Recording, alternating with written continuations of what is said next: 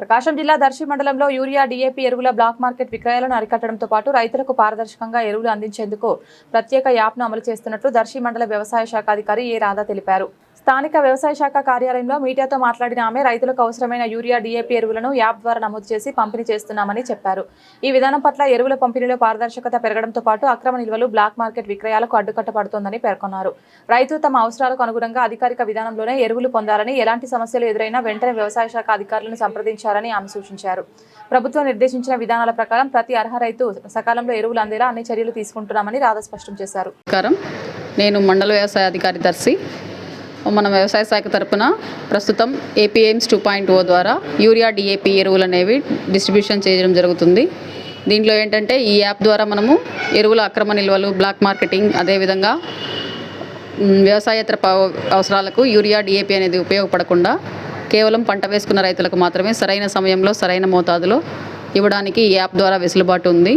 కాబట్టి రైతు సోదరులందరూ ఈ యాప్ని చూసి భయపడకుండా ముందుగా మీకు ఉన్నటువంటి పొలంలో ఏ సర్వే నెంబర్లలో ఏ పంటలు వేస్తారో మీ సంబంధిత రైతు భరోసా సిబ్బందిని సంప్రదించి అక్కడ నమోదు చేయించుకొని ప్రస్తుతం మీకు ఏ పంటలు అయితే సాగులో ఉన్నాయో దానికి సంబంధించి ఎరువులను మాత్రమే డీలర్ల వద్ద పొందాలని తెలియజేస్తున్నాము. అదేవిధంగా మనకు ఖరీఫ్ సీజన్కి సంబంధించి ఆత్మనిర్భరత అని సెంట్రల్ గవర్నమెంట్ ప్రోగ్రాం కింద కంది ఎల్ఆర్జీ 130-33 అనే కందుల రకాలని మినీ కిట్ల రూపంలో పంపిణీ చేయడానికి సిద్ధంగా ఉన్నాయి. కాబట్టి ఇది కొత్త రకం కాబట్టి ప్రతి రైతు ఎక్కువ మొత్తంలో కాకుండా ఒక్కొక్క ఎకరానికి మాత్రమే ఒక కిట్ అనేది పంపిణీ ఇవ్వడం జరుగుతుంది.